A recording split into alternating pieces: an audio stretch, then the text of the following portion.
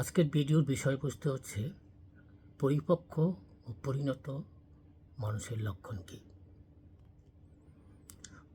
পরিপক্ক পরিণত মানুষ বা ম্যাচিউরড মানুষ সমালোচনায় সহজে কাতর, সহজে আহত হন না বা অভিমানী ধরনের হন না। অনেকে আছে সামান্য কিছুতেই যেন তার সমালোচনায় তাকে ঘষে গুঁড়া গুঁড়া করে ফেলে, পীড়িত করে।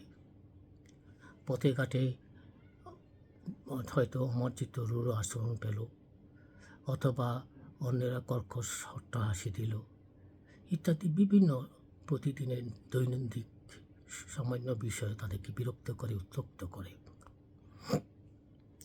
আমাদের জীবনে আমাদের রুচির সঙ্গে মিল খাবে না এরকম অনেক পরিস্থিতি, ঘটনার সঙ্গে আমাদের অভিজ্ঞতা হবে।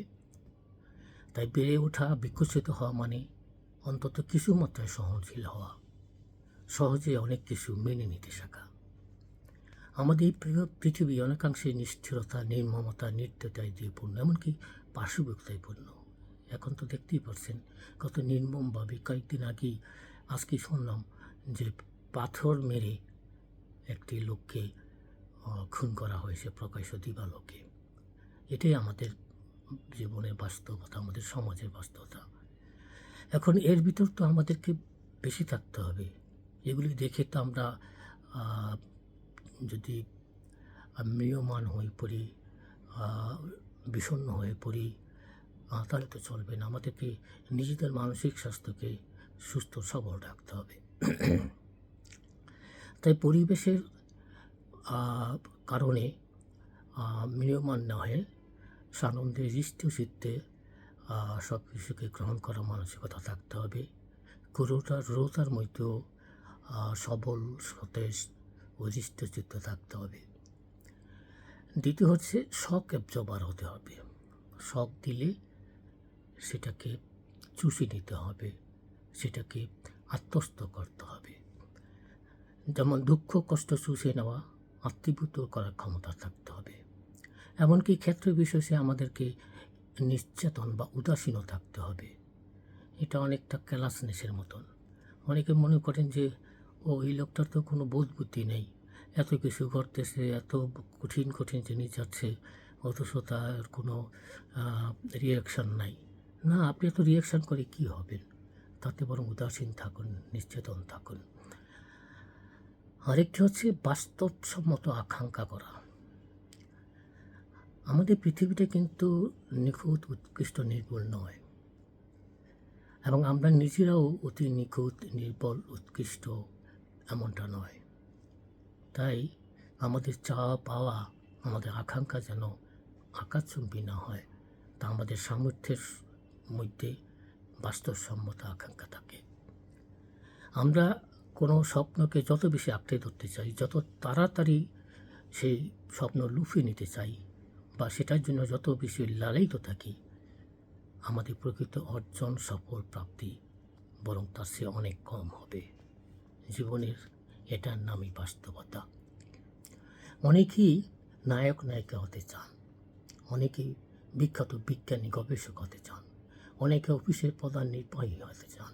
বিশাল কিছু হওয়ার অনেক আকাঙ্ক্ষা আমাদের থাকে, কিন্তু আমাদের দেখতে হবে আমার বর্তমান অবস্থান, আমার মেধাগত, সামর্থ্যগত, বাস্তব ভিত্তি কতটুকু, সেটার উপর নির্ভর করি আমাকে আকাঙ্ক্ষা তৈরি করতে হবে।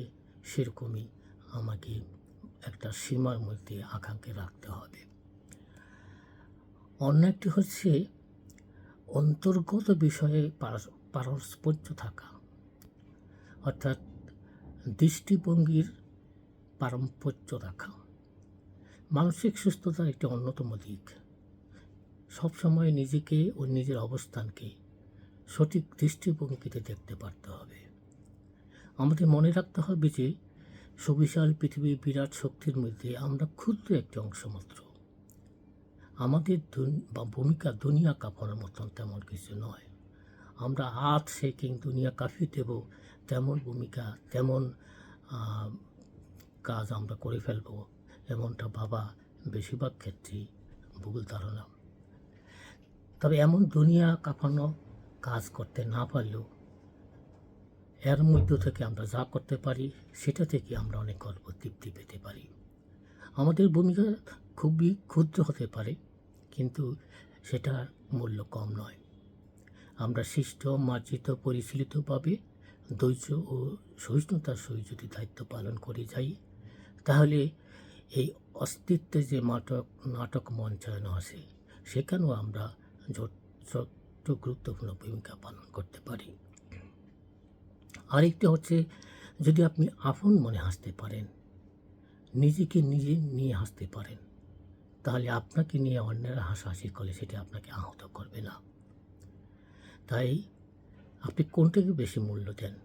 যশ, খ্যাতি, সুনামকে, অর্থ, বৃত্ত, বিশাল সম্পদকে, ক্ষমতা, শক্তি, সামর্থ্যকে, না জ্ঞান, অভিজ্ঞতাকে, না মানব কল্যাণ, মঙ্গলকে, নাকি ঈশ্বরকে নিবেদিত ভক্তি, প্রশংসাবাদকে?